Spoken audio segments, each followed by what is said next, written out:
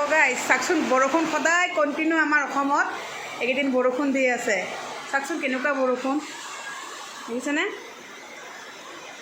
সদায় এটা বেলা যদি ভাল আৰু এটা বেলা বৰষুণতে মানে হেৰি হৈ যায়, আৰু এনেকুৱা বৰষুণ দিয়ে মানে বানপানী নোহোৱাকৈ নাথাকে।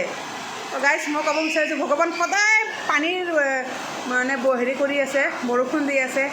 একদিন যদি আমাক টকাৰ বৰষুণ কৰি দিলেহেঁতেন কিমান সুখী হ'লোঁ হয় আমি, হয়নে?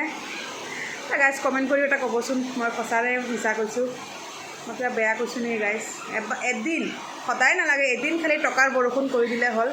সদায়তো পানীৰ বৰষুণ দিয়ে থাকে ন, তো এদিন যদি টকাৰো বৰষুণ দিলেহেঁতেন সকলোৱে আমি ধুনীয়াকৈ দুৰ্গা পূজা আমি আনন্দ কৰিব পাৰিলোঁ আৰু গাইজ। চাওকচোন অতিৰিক্ত পানী দিয়ে, চাওকচোন এনেকুৱা বৰষুণ গাইজ, চাওকচোন দেখিছে গাইজ? কিমান দেখাওঁ, আগলৈ দেখাওঁ আপোনালোকক, চাওক চাওক গাইজ কেনেকুৱা বৰষুণ।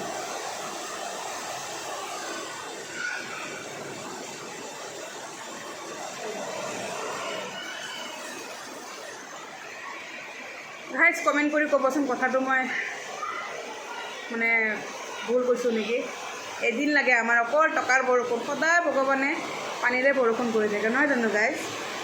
এদিন খালি আমাৰ টকাৰ বৰষুণ দিলে আমি বহুত হেপী হৈ গ'লোহেঁতেন। ঠিক আছে গাইজ, ৰাখোঁ দিয়ক, কমেণ্ট কৰি জনাব মই মানে ভাল কৈছোঁ নে বেয়া কৈছোঁ।